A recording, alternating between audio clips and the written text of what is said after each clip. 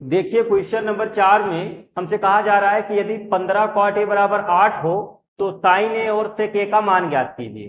ठीक है, सबसे पहले यहां पर हम जो दिया है वो लिख लेते हैं। हमें दिया गया है 15 cot a बराबर 8, तो इसको हम लिख देंगे cot a बराबर 8/15। ये 15 इसके नीचे आ जाएगा।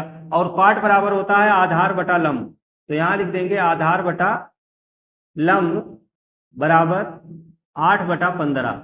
ठीक है, अब इसके बाद में क्या करेंगे, एक त्रिभुज बनाते हैं, समकोण त्रिभुज।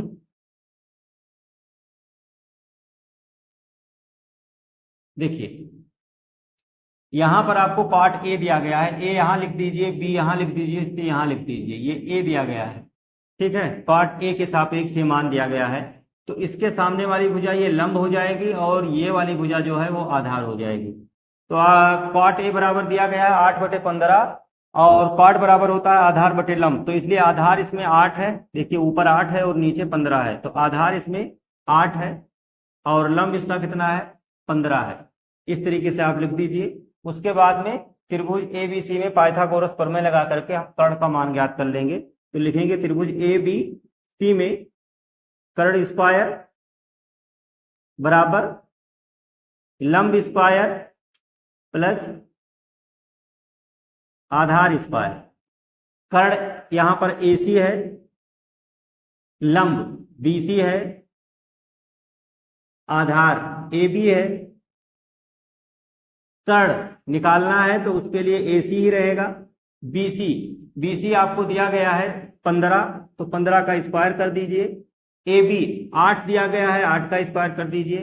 AC स्क्वायर बराबर 15 का गुणा करोगे तो 225 हो जाएगा और 8 का गुणा 64 हो जाएगा, अर्थात 15 का वर्ग 225 और 8 का 64 होता है। इसके बाद देखिए AC स्क्वायर बराबर 225 और 64 जोड़ना है तो 5 4 9 6 2 8 और 2। AC बराबर √289, प्लस माइनस लगा सकते हैं। AC बराबर यहां हमें प्लस वाला मान चाहिए 289, इसका वर्गमूल जो होता है वो 17 होता है, लिख दीजिए 17। AC का मान आ गया 17। अब इसके बाद में हमसे पूछा गया था साइन ए और सेक ए का मान। देखिए साइन बराबर होता है लंब बटा कर्ण, लंब बटा कर्ण।